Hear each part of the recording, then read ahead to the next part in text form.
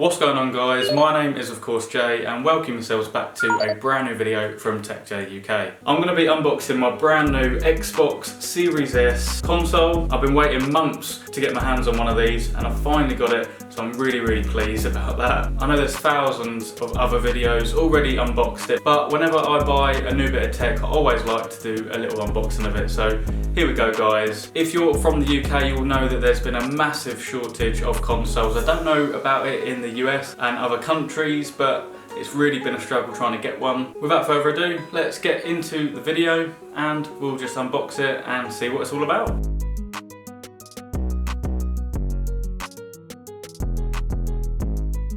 So first thing first, we have the actual console. Compared to my original Xbox One I've got, it is tiny, and we'll do a comparison shortly.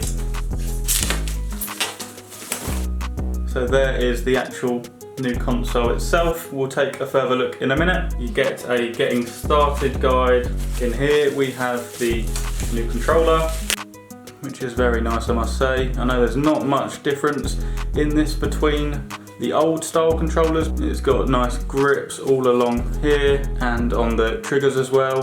D-pad is refined, very nice. I've always been a fan of Xbox controllers. You get a set of AA batteries, so they include a HDMI cable and then the power cable. I'm really pleased that they've done away with the power brick. Way better just having this single cable. That is everything you get in the box. Obviously the Series S, as you know, is the all digital one. This is the console that made more sense for me to get. I buy most of my games digitally now, and this is so much more compact. It will fit nicely in my TV unit as well. Now on the front we have one USB pairing button for the controller, and we have our power button. These are both physical. We have nothing on the side. And then taking a look at the ports on the back, we have our Ethernet port, two USB ports. You've got a HDMI out, storage expansion, so you can actually upgrade the hard drive space in this. It comes standard with a 512 gig SSD, but you can expand that more, so that's a really good feature there. And then we just have the power port. It's very simple, this. Not much to go into too much detail about really. And basically I'm just really excited, so I wanted to just